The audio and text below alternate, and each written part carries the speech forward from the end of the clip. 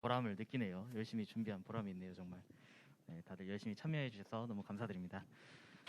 네, 이제 수련의 마지막 순서죠. 신앙 이제 꿈의1청 신앙 상담소회를 진행을 하려고 합니다. 네, 진행은 아까도 봤고 아까 전에 봐도 봤었고 그 전에도 있었던 제가 또 하게 되었고요. 오늘은 목사님과 함께 청년들의 고민을 함께 나눠보는 시간을 가져보도록 하겠습니다. 먼저 들어가기에 앞서 청년부의 이번 연도 표어이며 또 이번 수련회의 주제이기도 한데요. 목사님, 제자리를 지켜라. 이것의 의미가 무엇일까요? 네, 신앙상담도 시작했습니다. 이제 생각보다 좀 길어졌는데 감사하고요. 끝까지 자리를 지켜주시기 바랍니다. 제자리란 무엇인가 2021년 첫 주일에 저희가 이제 제자리를 지키라로 표어에 관한 설교 영상이 아직 우리 유튜브에 그대로 남아 있습니다. 여러분들 물론 그걸 다시 보신다고 해도 아마 구체적으로 제가 제자리가 이런 곳이다라고 말한 적은 없는 걸로 기억해요. 왜냐하면 여러분들이 거의 이제 다 청년이시잖아요. 그렇다면 본인 스스로가 지금까지 살아온 어떤 인생의 경험 혹은 우린 크리스찬이니까 신앙적인 밑바탕들이 갖춰져 있을 겁니다. 그런 바탕 위에서 우리는 스스로 판단할 수 있습니다. 청년인이고 또 성인이니까요. 그래서 여러분들이 정답이 주어져서 정답대로 살아가는 미성년이 아니기 때문에 실패도 해보고 넘어지기도 하면서 여러분들의 정답을 스스로 찾아가 주셨으면 합니다.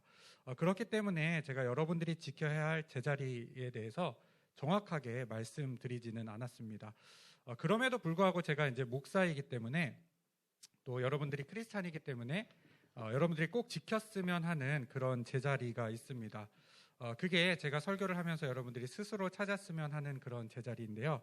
제자리를 지키라에서 제자리는 하나님이 부르셔서 내가 있어야 할 자리, 또 하나님께 영광 돌릴 수 있는 자리, 그리스도의 선한 영향력을 끼칠 수 있는 자리였으면 좋겠습니다. 여러분들이 삶에서 또 신앙에서 예배에서도 그러한 자리를 잘 지켜나가는 2021년이 되었으면 좋겠습니다. 네, 제자리를 지켜라. 한번 이게 어떤 의미인지 다들 잘 알고 있지만 어떻게 보면 잘 이해가 안 되는 부분을 한번 짚고 넘어갔는데요. 그러면 다음 들어가서 좀 최근에 이제 저희들에게 많이 가까워진 거죠. 요즘 영상 예배를 드리면서 많이들 느껴지셨을 텐데 그렇다면 우리는 왜 굳이 교회에 나와야 되는 걸까요? 이 질문에 대해서도 사실 얼마 전이 아닌가 하여튼 담임 목사님께서 이런 설교를 하신 적이 있어요. 한 사람이요 혼자서 열심히 축구 연습을 했습니다. 뭐 볼 컨트롤도 연습하고 슛 정확도, 뭐 킥의 힘, 뭐 체력 이런 것들을 막 엄청나게 연습을 해서 딱 뛰어난 거의 뭐 손흥민급, 뭐 요즘에 은바페 뭐 이런 식으로 혼자 막 축구 실력을 막 키웠어요. 그런데 이 사람이 축구를 할 수 있는 팀이 없는 거예요. 그렇다면 이 사람은 그동안 연습한 것이 무슨 소용이 있을까요? 아무 소용이 없겠죠. 저는 이 비유가 굉장히 좋은 비유라고 생각합니다. 근데 로마서에도 이와 비슷한 말씀이 등장해요. 로마서 12장 3절부터 5절 말씀인데요. 우리가 같이 한번 읽어볼까요? 시작. 내게 주신 은혜로 말미암아 너희 각 사람에게 말하노니 마땅히 생각할 그 이상의 생각을 풀지 말고 오직 하나님께서 각 사람에게 나누어 주신 믿음의 분량대로 지혜롭게 생각하라. 우리가 한 몸에 많은 지체를 가졌으나 모든 지체가 같은 기능을 가진 것이 아니니 이와 같이 우리 많은 사람이 그리스도 안에서 한 몸이 되어 서로 지체가 되리라. 여기서는 우리 각 사람이 예수님 안에서 한 몸을 이루었다라고 말합니다. 그러니까 각 사람마다 예수님을 머리로 하고 누구는 손, 누구는 발, 누구는 눈, 코, 입 혹은 또 뭐 위장, 내장 뭐 이렇게 다 기관으로 섬기고 있는 거죠. 손이 아무리 튼튼하고 발이 아무리 빨라도 손만 있으면 혹은 발만 있으면 아무 소용이 없어요. 몸에 붙어 있어야지 그 기능을 발휘하는 겁니다. 또한 손이 스스로 자기를 높게 평가해서 야, 나는 코가 하는 일도 할 수 있을 것 같아. 그래서 내가 호흡도 하겠다라고 할 수 없죠. 그런데 우리는 각 기관 또 몸의 지체들이면서 자기 스스로를 자기가 생각하는 것보다 좀 높게 평가하거나 인식할 때가 있습니다. 그러한 대표적인 생각이 교회가 아니더라도 개인적으로 영성을 쌓을 수 있어 라는 생각인 것 같아요. 근데 제가 이건 단호하게 말씀드릴 수 있습니다. 개인의 경건 생활을 통해서 자신의 믿음을 충분히 지킬 수 있다고 생각하는 것은 사탄이 끊임없이 여러분들 마음속에 부어주는 악한 생각입니다. 개인주의 영성이거든요. 여러분들이 코로나 이후에 여러분들의 영성을 또 여러분들의 신앙생활을 한번 잘 돌아보시기 바랍니다. 과연 혼자서 신앙생활을 잘 지켜나갔습니까? 그래도 청년부 예배를 영상으로 드리려고 노력하고 또 공예배에 참석한 청년들은 그 신앙을 유지는 하고 있습니다. 그러나 대부분은 심지어 당연하게도 오후 2시면 예배 자리를 지켰던 청년들조차도 그 시간을 순간적으로 놓치거나 잃어버리는 경우가 많습니다. 우리는 매우 연약한 사람이에요. 그래서 함께 손 붙잡고 믿음의 길을 걸어갈 동역자들이 필요합니다. 그 믿음의 동역자들이 어디에 있어요? 교회에 있습니다. 공동체를 통하여서 하나님의 사랑을 우리가 더 경험하고 나눌 수 있어야 돼요. 물론 우리는 개인적으로도 하나님과 더 가까워지려고 노력해야 합니다. 개인의 경건 생활은 우리를 하나님 안에서 더 단단하게 만들고 또 그런 이가 공동체와 연결되었을 때 선한 영향력을 가져다 줍니다. 그래서 개인의 경건 생활도 물론 중요하지만 교회 공동체 안에서 개인의 경건 생활을 이어나가야 한다라고 저는 생각합니다. 그래서 결론은 역시 수련의 주제이면서 2011년에 표어져 모든 청년들이 제자리를 지켜야 합니다. 개인의 제자리 또 교회 안에서의 제자리를 잘 지켜내서 하나님께 영광 돌리는 우리 청년부가 되었으면 좋겠습니다. 이게 혼자서 해도 될 것 같다라는 마음이 결국 사탄이 주는 마음이었네요. 그러면은 이제 사역에 부담감을 느끼는 청년들이 있을 텐데 저 또한 느끼고 있는 문제입니다. 난 너무도 부족한 사람이고 또 이렇게 앞에서 무엇인가를 할 사람이 아닌데 사역을 해도 되는지 또는 계속해도 되는 것인지에 대한 고민에 대해서는 질문이 반대로 이게 섞였네요. 네, 죄송합니다. 네, 처음에는 하나님이 존재하신다는 말을 듣고 그저 믿고 따랐습니다. 지금도 하나님을 믿기는 하지만 온전히 믿는다기보다는 믿고 싶어하는 마음이 큰 것 같습니다. 그렇다 보니 오랫동안 하나님을 믿고 따랐는데 막상 하나님이 존재하지 않는다면 그동안의 시간이 아깝고 허무할 것이라는 생각이 들어 흔들리기도 합니다. 하나님이 계시다는 것을 믿고 싶습니다. 어떻게 믿을 수 있나요? 라고 한 청년분께서 사연을 보내주셨는데요. 어떻게 하면 좋을까요? 네, 질문의 순서가 조금 바뀌었죠. 저는 이런 질문을 해주신 것 자체가 굉장히 감사하다는 말을 먼저 전합니다. 왜냐하면 사실 우리 모두가 그런 질문을 가지고 있고 의심을 하면서도 그냥 신앙생활을 해나가는 경우가 많아요. 마치 오랫동안 교회를 다녔는데 물어보면 안 되는 질문 같아서 묻어두는 경우가 많죠. 저는 이런 질문, 그러니까 하나님을 어떻게 해야 믿을 수 있냐, 보이지 않는 하나님을 어떻게 믿을 수 있냐라는 그런 질문을 하신 분들의 어떤 마음, 그런 신앙이 뭐 이렇게 말씀해도 될지 모르겠지만 귀엽습니다. 왜냐하면 저도 그런 고민과 의심을 했기 때문에 그래요. 먼저 가볍게 시작해 볼게요. 일단 질문하신 내용 중에서 막상 하나님이 존재하지 않는다면 그동안 믿은 것이 아까울 것 같다라는 이야기를 했는데 반대로 생각해 볼게요. 안 믿고 막 살다가 죽었는데 하나님이 계시면 어떨까요? 그거 나름대로 매우 후회할 것 같지 않으십니까? 이런 거예요. 하나님이 있다고 믿어서 신앙생활을 했는데 죽어보니 없었다와 하나님이 없다고 믿고 살았는데 죽어보니 계셨다. 둘 중에 어느 것이 더 리스크가 큰가요? 아무래도 뒤쪽이 더 리스크가 클 것 같습니다. 그렇죠. 앞에 거는 뭐 본전이고 뒤에는 손해죠. 그렇다면 손해볼 바에야 하나님 있다고 믿고 죽는 게 낫다라는 결론입니다. 그런데 여러분 이러한 이야기는요 대부분 그 설명이 급할 때, 그러니까 임종 직전에 계신 분들에게 예수님을 영접시킬 때 사용하는 어떤 그런 설명이에요. 그러면 지금 이게 임종을 앞두신 분들에게 해주는 설교라고 하셨는데 그러면 이제 사실 저희 청년들은 아직 임종이 멀잖아요. 가깝진 않잖아요.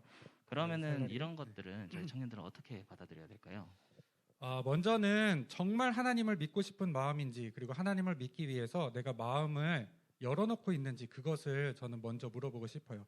단순히 그냥 의심만 하기 위해서 혹은 하나님 믿기 싫은데 억지로 아직 그 이유를 찾지 못해서 이런 의문이 든 것은 아닌지 먼저 고민을 해보시고 그렇지 않을 것이다 라는 전제하에 제가 말씀을 드릴게요.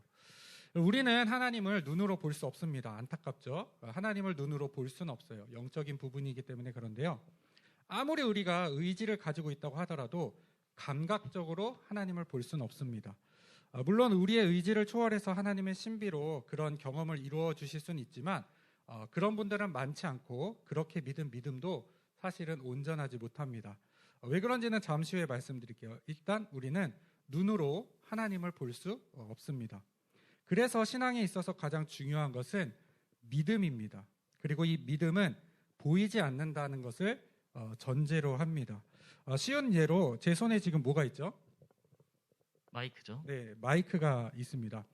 눈으로 본 마이크는 제 손에 있다라고 말을 합니다. 그러니까 제 손에 마이크가 있다고 믿는다라고 이야기하지 않죠. 눈으로 볼 수 있다면 있다라고 말하지 믿는다라는 표현을 하지 않아요. 보이지 않기 때문에 믿는 겁니다. 그럼 여러분 보이지 않는 것을 믿는 것이 어리석은 일입니까? 여러분 사랑이 있다고 믿으십니까? 사랑이 있다고 믿으세요? 네, 저는 있다고 믿고 그렇죠. 있습니다. 근데 사랑이 눈에 보이나요? 눈에 보이지 않죠. 눈에 보이지 않는데 사랑이 있다고 믿다니 굉장히 어리석군요. 라고 할 수 있을까요? 그럴 수 없습니다. 또 우리가 감각적으로 얻은 지식은 굉장히 제한적입니다. 무슨 말이냐면 여러분 자외선과 적외선 있는 거 여러분 다 아시죠? 그러나 눈에 보이지 않아요. 또 소리 역시 마찬가지예요. 듣지 못하지만 존재하는 소리들이 있어요. 우리 또 음악 하시니까 회장님 잘 아실 거라 믿습니다. 네. 그렇다면 눈에 보이지 않는 하나님을 믿는 건 사실 그렇게 어리석은 일은 아닌 것 같습니다. 보이지 않는 하나님을 믿는 이유는 무엇일까? 굉장히 이상한 답이 될 것 같은데 보이지 않는 하나님을 보았기 때문에 믿습니다. 실제로 하나님은 눈에 보이는 모습으로 이 땅에 오셨어요. 예수님이 이 땅에 실제로 존재하셨다라는 것은 누구나 다 인정하는 사실이에요. 또 뿐만 아니라 예수님의 탄생을 기점으로 기원 전과 기원 후로 나뉠 정도로 예수님은 우리 인류 역사에 큰 발자취를 남기셨죠. 사람들은 하나님이 살아계시면서 왜 나타나지 않냐? 하나님이 눈앞에 나타나면 믿겠다라고 말합니다. 하나님은 눈에 보이는 모습으로 이 땅에 오셨습니다. 하지만 사람들은 인간의 모습으로 나타난 하나님을 보고도 믿지 않았죠. 심지어 예수님이 하나님이라고 주장했다고 십자가에 못 박기도 했습니다. 하나님을 실제로 보았지만 믿지 못했던 거죠. 그래서 어쩌면 보는 것과 믿는 것은 별개일지도 몰라요. 보지 않고 믿지 못한다면 보아도 믿지 못할 겁니다. 그럼 예수님이 안 계신 오늘날에는 어떻게 하나님을 볼 수 있을까요? 하나님이 여러분 인간을 지으실 때 어떻게 지으셨죠? 하나님의 형상대로 지으셨습니다. 네, 우리 안에는 다 하나님의 형상대로 지음을 받았습니다. 그러니까 우리 안에는 다 하나님의 형상이 담겨 있는 거예요. 기독교인인 우리는 그 하나님의 형상을 회복할 필요가 있습니다. 그리고 그렇게 회복된 하나님의 형상을 보여줘야 돼요. 먼저 하나님을 믿고 그렇게 살아가는 이들이 회복된 그 하나님의 형상을 보여줌으로써 저 사람을 보니까 하나님이 살아계시는구나 라는 고백이 나와야 됩니다. 어쩌면 이 질문을 하신 청년들 주변에는 그런 모습들, 또 기독교인들에 대한 어떤 실망감을 겪은 분들이 많을 것 같아요. 목사로서 또 한 명의 기독교인으로서 사실 저도 제가 먼저 그런 하나님의 형상을 회복해서 여러분들에게 보여줬어야 했는데 그러지 못함을 죄송하게 생각합니다. 사실 이런 질문과 의심을 이성적으로 잘 정리한 기독교 서적들이 굉장히 많이 있어요. 그래서 기독교 변증이라는 카테고리 이렇게 찾아서 보시면 되는데 예를 들면은 이런 신은 죽지 않았다 혹은 하나님에 관한 질문 믿으라고 이런 책들이 이런 기독교 변증에 관한 책이거든요. 그래서 여러분들이 이런 것들을 한번 읽어보시면 좋을 것 같고 한편으로 또 여러분들이 너무 지나치게 논리적으로 계산적으로 하나님을 믿으려고 한다면 더 어려울 수도 있어요. 그래서 그러한 것들을 조금 내려놓고 여러분들이 좀 하나님에 대해서 마음을 좀 여신다면 여러분들의 그 열린 마음으로 성령님께서 들어가셔서 하나님을 더욱 알게 만드는 일이 있을 겁니다. 성령님이 하시는 일이 바로 그런 일이거든요. 그래서 이 질문을 하신 분에게 그런 아름다운 일들이 일어나기를 응원하면서 기도하겠습니다. 혹시 더 자세하게 궁금한 것이 있으면요. 영성훈련이 개설될 때 꼭 신청해 주시기 바랍니다. 네. 네, 영성훈련 꼭 같이 참여해 주시기 바랍니다. 네, 그러면 다음 사연 한번 봐볼게요. 네, 이게 이제 비슷한 맥락의 질문인데요. 성경이 픽션일 수도 있지 않은가 싶은 적이 있습니다. 성경 속 내용이 정말 있었던 일들이고 성경 속 예수님의 가르침대로 살아야겠다는 믿음이 저에게 있는지도 없다면 생길지 아닐지도 잘 모르겠습니다. 라고 하시네요. 이거에 대해서도 혹시 말씀 부탁드려도 될까요? 질문을 사실 제대로 답변하기 위해서는 굉장히 긴 시간이 필요한데요. 이러한 질문 여러분들이 사실 다 가질 수 있을 것 같아요. 저도 그러한 과정을 겪고 있고 지금도 겪고 있거든요. 성경에 있는 이야기들을 우리가 다 믿을 수 있느냐 혹은 이것이 과학적으로 증명이 됐느냐와 같은 질문인데요. 너무 과학적이지 않으니까 믿을 수 없다라는 입장인 거잖아요. 그리고 새 물결 플러스에서 출판된 창조론 연대기라는 책이 있습니다. 아마 예전에 여러분들 겨울 수련회 때 그 교회를 부탁해라는 걸 한 적이 있으실 텐데 혹시 제가 그때 아마 군대에 네, 있었을 거라 네. 참여는 아쉽네요. 못했습니다. 네. 네, 하여튼 그것처럼 이렇게 만화로 이렇게 되어 있는 책인데 이 책을 보면 창세기 혹은 또 과학과 신앙을 어떻게 조화롭게 볼 수 있는지를 만화로 이렇게 설명되어 있어서 굉장히 쉽고 재밌습니다. 여러분들이 한번 찾아보시면 좋을 것 같아요. 그런데 그렇다고 이 질문을 그냥 패스하면 안 되겠죠. 성경을 우리가 읽을 때에는 성경에 나온 문자 그대로 있는 그대로 다 받아들이면서 읽으면 우리의 마음이 매우 무거워져요. 여러분들 다들 우리나라 역사 배우셨죠? 그렇죠? 제일 처음에 어떤 이야기부터 시작하죠? 이제 고조선부터 시작하게 되죠. 네.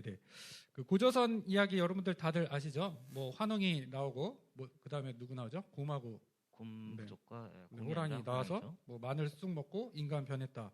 여러분 이 단군 신화를 어떻게 여러분 해석하라고 학교에서 배웠나요? 간단하게 이렇게 했을 거예요. 곰을 숭배하는 부족하고 호랑이를 숭배하는 부족이 있었는데 그 두 부족 가운데 환웅과 연합한 세력은 곰 부족이었고 그 둘이 연합해서 단군 왕검이 태어났고 그렇게 세운 나라가 고조선이다. 맞나요? 네. 옛날 사람들은요 역사적인 사실을 있는 그대로 기록해서 전하기보다는 이처럼 신화와 관련해서 입에서 입으로 전하다가 나중에서야 기록으로 남겼어요. 그래서 이렇게 전해져 내려오는 이야기는요 해석할 필요가 있는 거예요. 성경이 써졌을 당시에도 성경을 쓴 사람들에게 영향을 끼친 문화가 있었겠죠. 그 시대를 살아가는 사람이기 때문에 그 시대의 영향을 받을 수밖에 없는 겁니다. 게다가 성경은 여러 시대에 걸쳐서 전해져 내려온 거기 때문에 각 성경의 장르도 일정하지가 않아요. 어떤 부분은 신화 이야기 같고 어떤 부분은 역사책, 어떤 부분은 시집, 어떤 부분은 연극 시나리오, 또 어디는 편지와 같습니다. 세계 역사상 성경만큼 다양한 해석을 불러일으킨 책은 없어요. 그리고 성경의 영향을 받아서 재생산된 그런 영화들, 애니메이션들도 저는 굉장히 많은 걸로 알고 있습니다. 이제 올마이티 시리즈라고 해서 이제 에반 올마이티 아니면 브루스 올마이티나 아니면 유명한 애니메이션이죠. 센가치로 뭐 이런 것들 아니면 나니아 연대기 이런 소설이나 영화 쪽에 많은 영향을 끼친 걸로 알고 있습니다. 네, 뭐 여러분들도 많이 보시면 아실 거예요. 성경에 대한 해석이 다양한 이유는요. 성경의 시대와 오늘 우리들 사이에 엄청난 큰 역사적 간극이 있기 때문이에요. 성경의 시대를 사는 사람들이 하나님을 경험하고 기록한 기록물에는 그 시대의 상황과 문화 그리고 그 시대의 생각과 사고방식이 모두 포함되어 있습니다. 그래서 그러한 것들을 오늘날의 언어로 바꾸는 작업을 목회자들, 그러니까 설교자들이 한다고 저는 생각해요. 그래서 여러분들이 성경 공부나 혹은 영성훈련, 계속 영성훈련 나오네요. 영성훈련 통해서 이러한 관점들을 여러분들이 받아갔으면 좋겠어요. 예를 들면 이렇게 해석하면 좋을 것 같은데요. 구약 성경에서 월경을 하는 여인은 일주일간 부정하다라는 이야기가 레위기에 나옵니다. 그래서 이 여인이 닿는 것은 다 부정해져요. 그래서 사실 이 여인은 일주일 동안 거의 아무것도 할 수 없게 격리가 돼버립니다. 이 상황을 문자 그대로 오늘날 우리들이 여러분 받아들일 수 있으시겠어요? 월경을 하면 일주일 동안 부정하니까 안 돼 라고 여러분 받아들일 수 있나요? 쉽지 않죠? 네. 그런데 이 율법은 사실 어떤 거냐면 월경을 하는 여인이 얼마나 힘이 듭니까? 그래서 아픈 사람들도 많고 그렇죠. 그래서 그런 여인들을 보호하기 위해서 그런 여인은 일주일 동안 아무것도 하지 말고 쉬어라 라는 그런 의미가 담겨 있는 거예요. 또 예수님의 기적들도 그래요. 가령 안진뱅이를 일으켰다면 진짜 예수님께서 안진뱅이를 일으키신 것도 있지만 어떤 영적인 억눌려 있는 그런 안진뱅이들, 우리들의 모습도 그럴 때가 있죠. 그런 것들을 일으켜 세우시는 분이 예수님이다라는 겁니다. 그래서 여러분 성경이 픽션처럼 읽힐 수 있습니다. 그러나 우리가 성경을 읽을 때 기본적인 마음가짐은 하나님이 나를 사랑하신다. 또 여기에는 나를 향한 하나님의 사랑이 숨겨져 있다라는 마음을 가지고 읽으셨으면 좋겠습니다. 그래서 성경은 여러분들을 시험 들게 하려고 쓴 책이 아니라 하나님의 사랑이 얼마나 큰지를 보여주기 위해 쓴 책이다라는 것을 기억하셨으면 좋겠어요. 그래서 먼저는 여러분들이 믿을 수 있는 만큼 믿으시면서 읽어나가셨으면 좋겠습니다. 네, 그런 하나님의 사랑을 여러분들이 깨닫기를 응원하며 기도하겠습니다. 네, 감사합니다. 성경에 대해서 참 많은 얘기를 해주셨는데 저도 이거에 대해서 좀 많은 고민을 했었는데 참 도움이 되었던 답변인 것 같습니다. 네, 다음 이제 사연인데요. 아까 제가 잠깐 섞였던 그 질문인데 저 또한 느끼고 있는 문제입니다. 나는 너무도 부족한 사람이고 또 이렇게 앞에서 무엇인가를 할 사람이 아닌데 사역을 해도 되는 것인지 또는 계속해서 해도 되는 것에 대한 고민이 있습니다. 네, 저도 이거에 대해서 많이 고민을 했었는데 저는 여기 앞에 있어도 될 정도의 신앙을 가진 사람도 아닐 뿐더러 죄도 많은 사람인데 이런 고민에 대해서는 어떻게 대답을 해주실 수 있으신가요? 이거는 짧게 말씀드려도 될 것 같은데요. 방금 말씀드렸지 회장님도 그렇고요. 아마 교회에서 일을 하고 있는 대부분의 청년들은 다 본인 스스로가 이 일을 하기에 부족하다 혹은 신앙이 깊지 않다라고 생각하면서 그 사역을 감당할 것 같아요. 근데 목사님 저도 그래요. 저도 신앙이 제가 엄청나다고 생각하진 않거든요. 오히려 저보다도 더 열심히 있는 청년들을 볼 때가 많습니다. 그런데도 왜 이 사역을 감당하고 있습니까? 자신의 부족함을 알면서도 그 자리에 있는 이유는 뭘까요? 아마 가장 큰 이유는 이렇게 부족한 나에게도 사랑을 베푸신 그 하나님의 은혜를 깨달았기 때문이라고 믿습니다.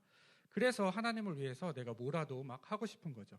또 하나는 그 자리가 하나님이 부르신 자리이기 때문에 그렇습니다. 그래서 그 부르신 자리에서 부족함을 알고 그 부족함을 핑계로 하나님께 더 나아갈 수 있는 것 같아요.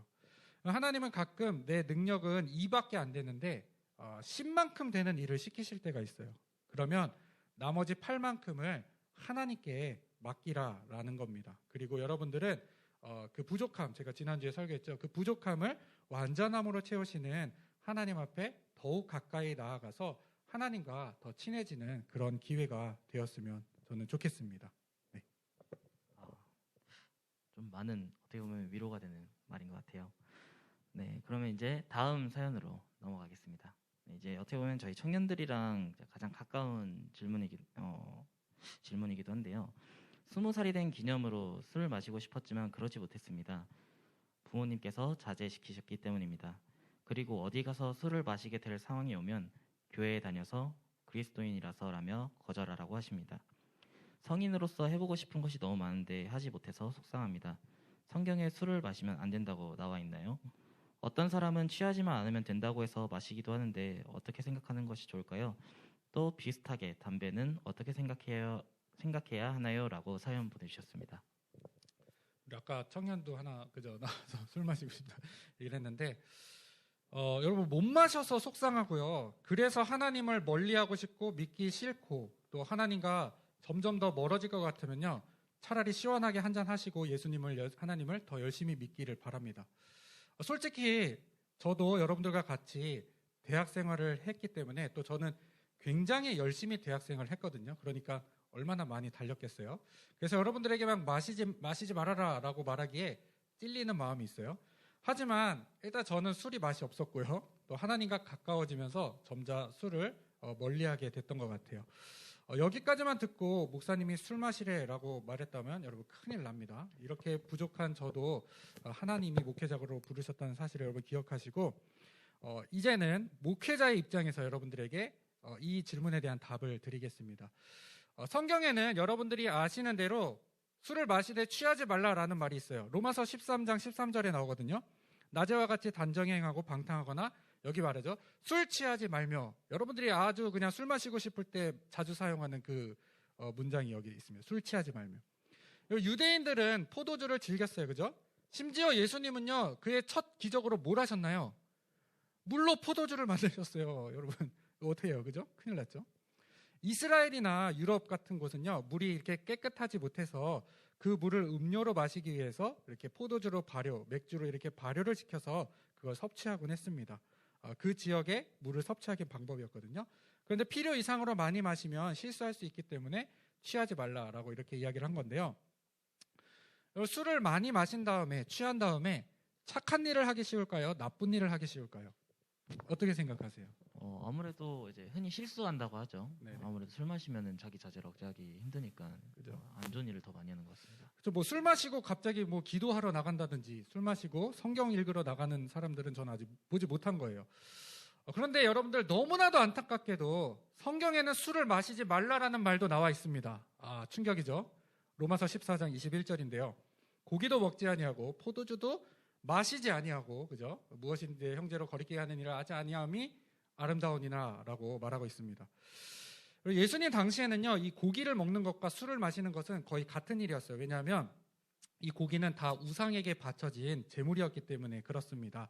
그래서 교회 안에서 이 고기를 먹어도 된다와 먹으면 안 된다라는 두 파가 있었어요. 마치 술을 마셔도 된다와 안 된다라는 것처럼요. 그래서 먹으면 안 된다라는 거는 그 우상에게 바쳐진 거니까 당연히 먹으면 안 된다라는 거였고요.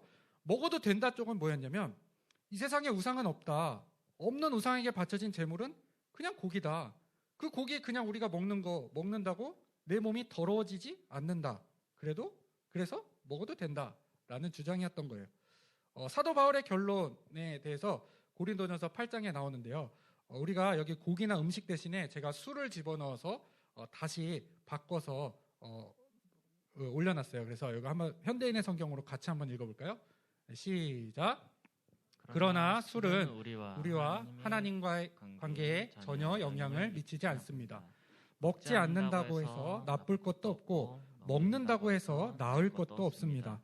그렇지만 여러분이 가리지 않고 술 먹는 자유가 믿음이 약한 사람들에게 걸려 넘어지게 하는 장애물이 되지 않도록 조심하십시오. 지식이 있다는 여러분이 술집에 앉아 술 먹는 것을 믿음이 약한 사람이 본다면 그의 양심에 담력을 얻어 그도 술을 먹지 않겠습니까? 그렇게 되면 여러분의 지식 때문에 믿음이 약한 그 사람은 망하게 됩니다. 그리스도께서는 그 형제를 위해서도 죽으셨습니다. 이와 같이 여러분이 형제에게 죄를 짓고 그들의 악한 양심을 상하게 하는 것은 그리스도에게 죄를 짓는 것입니다. 그러므로 술이 내 형제를 죄짓게 한다면 나는 내 형제를 죄에 빠뜨리지 않기 위해서도 다시는 술을 먹지 않겠습니다. 특별히 우리나라에 기독교가 처음 들어왔을 때 우리나라 사람들이 굉장히 술과 담배에 찌든 생활을 했었다고 해요. 그래서 이 선교사님들이 처음 이곳에 와서 복음을 전했을 때 우리 그리스도인들은 이 술과 담배를 끊고 좀 건강한 신앙생활을 해나가자라고 권유하고 그런 운동을 벌였습니다. 그래서 한국 초기의 기독교인들은 그 말씀을 그대로 순종해서 술과 담배를 끊고 신앙생활을 했어요. 이것이 점차 굳어지면서 일반 사람들도 기독교인들은 술, 담배를 하지 않는 사람들이다 라는 인식이 자리 잡혔습니다. 그게 오늘날까지 이어진 거죠. 그런 상황에서 여러분들이 만약 술, 담배를 했다, 내가 크리스찬인 것을 밝혔는데 내가 술, 담배를 했다라면 여러분들에게 어떤 말이 나올까요?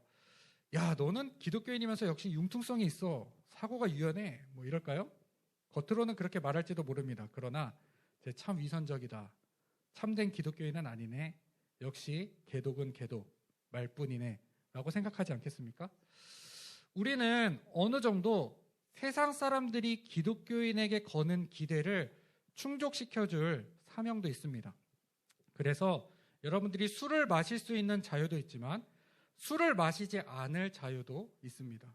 아무쪼록 여러분들 모두가 성인이 된 것을 축하합니다. 여러분들이 성인이기에 저는 성인이 된 여러분들의 판단을 존중하겠습니다. 여러분들이 어떤 판단을 내리셨든지 그 판단이 하나님과 더욱 가까워질 수 있는 그런 기회가 되셨으면 좋겠습니다. 네, 감사합니다. 성경에 술을 아예 마시지 말라라는 내용이 있다는 거는 이번에 처음 알았는데 되게 좋았던 답변인 것 같습니다. 네, 그럼 다음 고민입니다. 신앙생활이 노력해서 전진하거나 아무것도 안 해서 뒤로 처지게 되는 것 같아요. 노력해서 전진하기가 힘듭니다. 아무것도 안 하는 것은 너무 쉬운데 말이죠. 특히 신앙생활에 연애가 방해가 됩니다. 멀리 해야 할 것 같아요 라고 하시는데 연애가 방해가 될 때는 어떻게 해야 될까요? 뭐 안 하신 분들도 많으시겠지만 저는 기본적으로 연애는 해보는 것이 좋다고 생각해요. 그리고 연애를 하면서 오히려 하나님과 더 가까워질 것이다. 하나님의 그 사랑을 더 알게 될 것이다 라고 믿습니다. 왜냐하면 기본적으로 연애는 한 사람을 미친 듯이 사랑하거든요. 그렇게 미친 듯이 불타오르는 사랑은 연애 말고는 경험하기가 쉽지 않아요. 우리가 하나님은 흔히 하나님을 사랑이시다라고 말할 때 예수님이 우리에게 보여진 사랑을 아가페 사랑이다라고 이야기를 합니다. 그러면서 이 아가페 사랑을 이야기할 때 이런 비교를 합니다. 연인 간의 사랑, 친구들과의 사랑, 또 부모님의 사랑보다 더 큰 것이 예수님의 아가페 사랑이다라고 이렇게 많이들 들어보셨을 텐데 사실 이 아가페 사랑은 다른 사랑들보다 더 큰 사랑이긴 하지만 이렇게 표현해서는 안 돼요. 이렇게 표현해야 합니다. 그 모든 사랑을 포함하면서도 더 큰 사랑이 아가페 사랑입니다. 그러니까 예수님의 사랑 안에는 부모님이 베푸시는 사랑도 있고요. 친구들끼리의 진한 우정도 있고요. 또 연인 간의 불타오르는 미친 듯한 사랑도 있는 겁니다. 그 예수님의 사랑을 경험하기 위해선 이런 것들을 알아가야 된다는 거죠. 내가 내 여자친구, 남자친구를 사랑하는 그런 마음, 막 물골 안 가리고 사랑하잖아요. 여러분들 이성적이지도 않고 이해도 안 되죠. 피곤한데도 집 데려다주고 뼈 빠지게 알바해서 번 돈으로 설물 올인하고 이런 거는 연애하는 사람들만이 알 수 있는 거예요. 예수님이 바로 우리를 그렇게 사랑하십니다. 그래서 저는 연애를 하면서 하나님이 예수님이 나를 이렇게도 사랑하시는구나 라고 깨닫고 알게 되기 때문에 더 유익하다고 생각해요. 그런데 질문하신 분처럼 연애가 신앙생활에 방해가 된다라고 한다면 어쩌면 정말 죄송하지만 어쩌면 그 연애는 하나님이 원하시는 연애가 아닐 수도 있습니다. 연애를 하면 할수록 두 사람 다 하나님을 향해서 더 가까워져야 되거든요. 그래서 만약 지금 여러분들이 하시는 연애가 신앙생활에 방해가 될 정도다, 하나님과 멀어지는 것 같다라고 생각이 되어지신다면 상대방과 솔직하게 이런 이야기를 나눠봤으면 좋겠어요. 그래서 좋은 이성 친구라면 여러분이 좋은 선택을 할 수 있도록 도와줄 겁니다. 그런데 혹시 이건 이제 여태까지 얘기한 건 두 사람 다 믿는 전제하에서인데요. 혹시 연애하는 상대가 믿지 않는 친구다라고 한다면 얼마 전에 결혼한 우리 안영준 추단비 청년에게 상담을 받아보시는 것을 제가 적극 추천합니다. 제가 미리 말해놨거든요. 그래서 추천해 주시고요.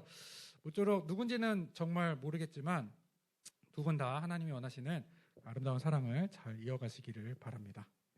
네, 좋은 말씀 감사드립니다. 그러면은 이제 이거 앞 질문의 연장선이기도 한데요.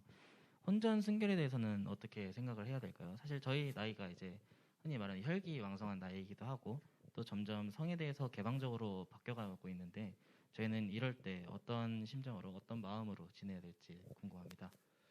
아마 여러분들 많이들 관심 있는 주제인데 또 선뜻 막 말하기 쉽지 않은 그런 주제인 것 같아요. 아주 쉽게 생각해 보자면 아까 말씀드린 술과 비슷하게 생각할 수도 있을 것 같아요. 믿지 않는 사람들이 우리를 바라볼 때 야, 쟤 교회 다니면서 이렇게 문란하게 살아 라고 하면 안 되겠죠. 그런데 사실 이런 혼전 순결 성관계에 대한 고민은요 은밀한 고민입니다. 그러니까 밖으로 드러나지 않고 두 사람 사이에 일어나는 일이거든요. 그래서 조금 다르게 접근할 필요가 있을 것 같아요.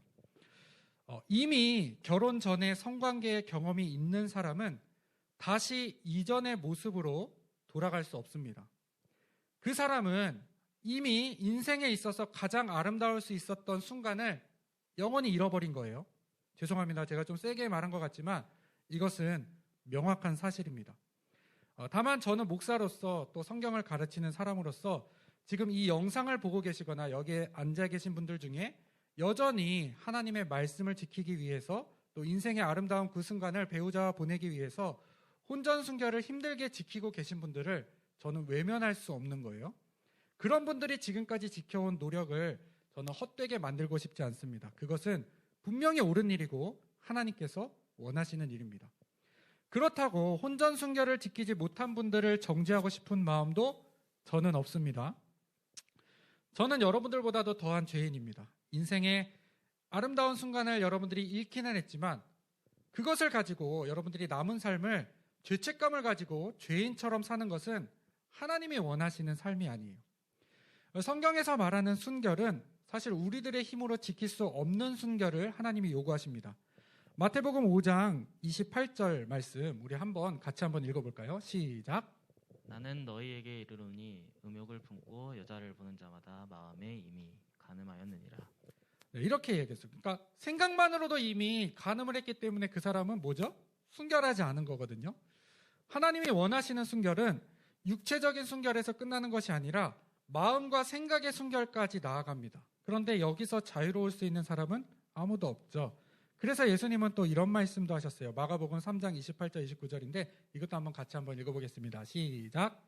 내가 진실로 너희에게 이르노니 사람의 모든 죄와 모든 모독하는 일은 사하심을 얻되 누구든지 성령을 모독하는 자는 영원히 사하심을 얻지 못하고 영원한 죄가 되느니라 하시니. 네, 여기 보면은 성령을 회방하는 죄 이외에는 모든 죄를 용서받을 수 있다라고 예수님께서 말씀하셨어요. 어떻게 우리가 용서받죠?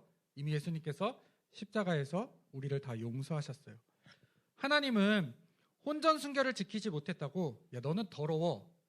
나와의 약속을 지키지 않았어. 너는 순결하지 못해. 널 용서할 수 없어. 저리 가. 라고 말씀하시지 않으십니다. 하나님은요 예수님의 십자가 은혜로 이미 우리를 용서하셨어요. 그러니까 죄책감에 빠져 계시지 마시고 이제라도 예수님께 나와서 십자가 앞에 무릎 꿇고 회개하시기 바랍니다. 육체적인 순결은 이렇지만 마음의 순결함을 회복하여서 미래의 배우자를 위해서 지금이라도 더 지켜나가시기를 저는 부탁을 드립니다. 한 가지만 더, 아직까지 육체적인 순결을 지키며 살아가는 청년들을 저는 매우 귀하게 여기고 또 축복합니다.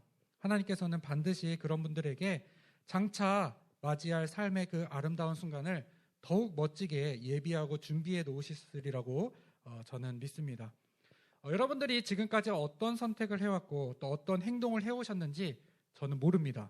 하지만 그 행동과 선택에는 그에 따른 책임과 결과가 분명히 있음 또한 여러분들이 성인이기에 아실 것이고 또 그것을 감당하고 선택하셨으리라 믿습니다. 그렇다면 그 책임은 여러분들이 지셔야 하고 그 결과도 여러분이 받아들여야 합니다. 하지만 어떤 선택이든 어떤 결과든 이것과 전혀 상관없이 여러분을 향한 하나님의 사랑은 크고 놀랍고 영원하시다는 사실을 여러분들이 기억하셨으면 좋겠습니다. 네, 감사합니다. 벌써 마지막 사연인데요. 요즘 사회적으로도 많이 저희 기독교와 함께 연관되는 문제이기도 하죠. 제 주변에 동성, 양성애자 친구들이 꽤 생겼습니다. 그런데 이것을 어떤 눈으로 바라봐야 할지 고민입니다. 그중 한 명은 기독교 신자인데 이론적으로는 이것을 죄로 알고 있다고 합니다. 저는 이것이 죄로 구별이 되는 것인지 아닌지는 모르지만 이것이 자기 자신도 바꿀 수 없는 선천적인 성 전체성이라면 죄로 보는 것이 맞지 않는 것 같기도 합니다. 이런 친구들의 커밍아웃 전과 후에 제 시선이 좀 바뀐 것 같기도 하고 그래서 미안하면서도 죄책감이 들어서 고민입니다. 그리스도인다운 시선으로는 이 문제를 어떻게 봐야 할까요? 라고 보내주셨는데요. 실제로 저도 주변에 이런 친구들이 꽤 있어서 그냥 일반적인 한 사람의 모습으로 보면은 차별 없이 그냥 대하고 그냥 똑같이 대하는데 교회 다니는 사람으로 봤을 때는 저 또한 같은 고민을 좀 하고 있거든요. 이거는 어떻게 봐야 될까요? 아마 굉장히 많이 민감한 그런 주제라고 생각을 해요. 그래서 동성애와 관련해서 먼저 감리교, 그러니까 저와 여러분이 함께 신앙생활을 하고 있는 우리 꿈마을 엘림교회 교단이죠. 이 감리교의 입장을 먼저 말씀드릴게요. 감리교에 속한 교회가 지켜야 할 교회법이 교리와 장정이라는 책에 기록되어 있습니다. 그 교리와 장정 제7편 재판법 제1장 제3조에는 일반 범과의 종류에 대해서 나와 있어요. 그러니까 여기 일반 범은 누구냐면요. 교역자든 평신도든 누구나 이 죄를 지으면 교회법으로는 범죄가 된다라는 뜻이에요. 그래서 여기 제8항에 보면 이렇게 나와 있어요. 마약법 위반, 도박 및 동성애를 찬성하거나 동조하는 행위를 하였을 때는 범죄다라고 나와 있는 거예요.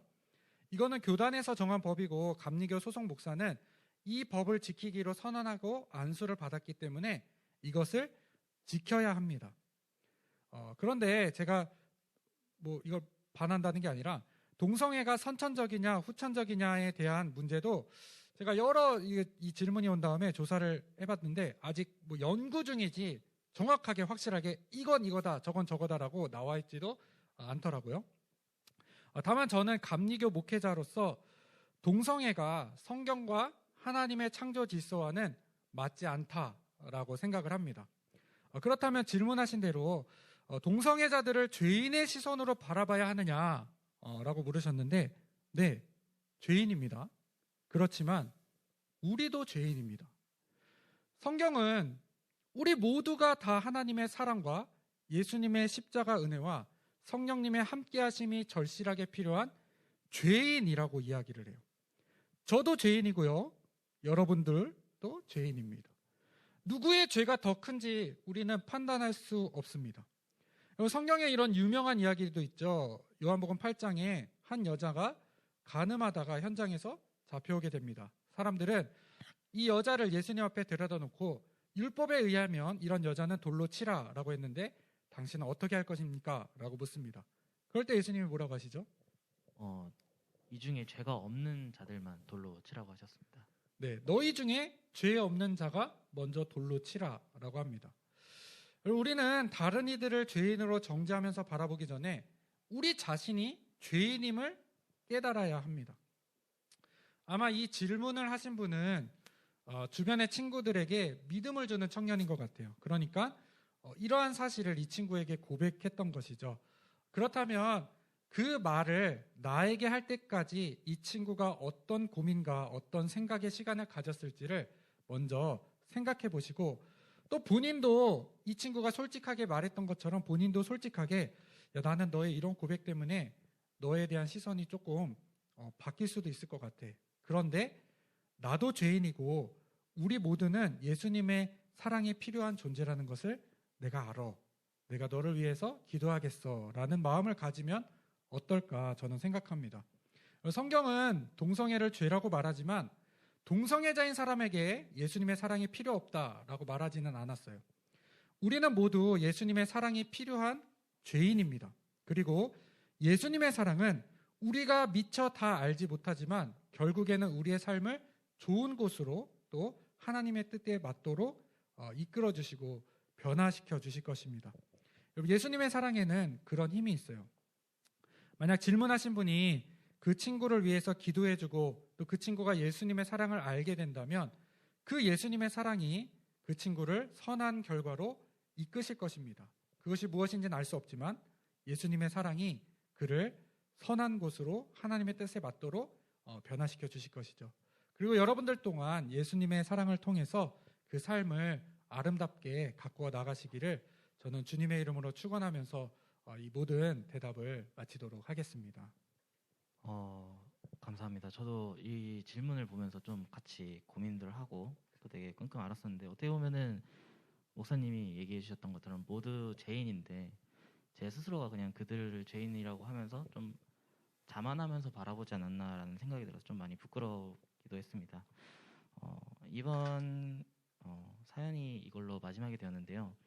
우리 청년들의 고민을 들어보고 또 목사님의 답을 들으면서 저 또한 좀 많은 것을 알게 되었고 또 깨닫게 되었습니다. 앞으로 저뿐만 아니라 굿마을 엘림교회 모든 청년들이 하나님께서 부르신 제 자리를 잘 지키고 또 예수님의 사랑을 의지하여서 아름다운 삶을 살아냈으면 좋겠다는 생각을 했습니다. 혹시 더 해주실 말씀 같은 게 있을까요?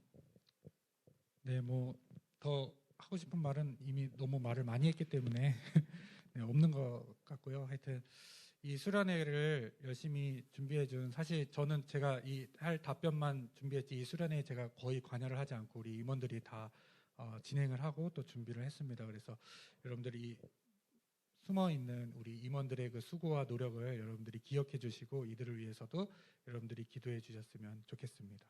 네, 감사합니다. 사실 저도 한 게 없고 다른 친구들이 다 해주셔가지고 진짜 저는 정말 앞에서 이것만 해서 좀 많이 미안하기도 한데 사실 이 보내주신 사연들이 단순히 그분들만의 문제가 아니라 저희 모두에게도 가까운 문제여서 공감할 수 있었던 질문들이어서 좀 많은 도움이 되었을 것 같습니다.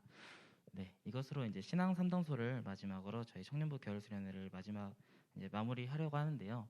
이제 목사님의 축도가 있으신 후에는 이제 저희 수련회가 완전히 끝이 납니다. 근데 축도 후에 이제 영상이 하나가 준비되어 있으니까 그 영상까지 같이 봐주시길 바랍니다. 네, 지금까지 함께해 주셔서 너무 감사드립니다. 감사합니다. 네, 그 영상 후에 여러분 나가실 때 또 현장에 참여하신 분들은 특별히 선물이 있으니까 하나씩 다들 받아가시기를 부탁드립니다. 네, 기도하겠습니다.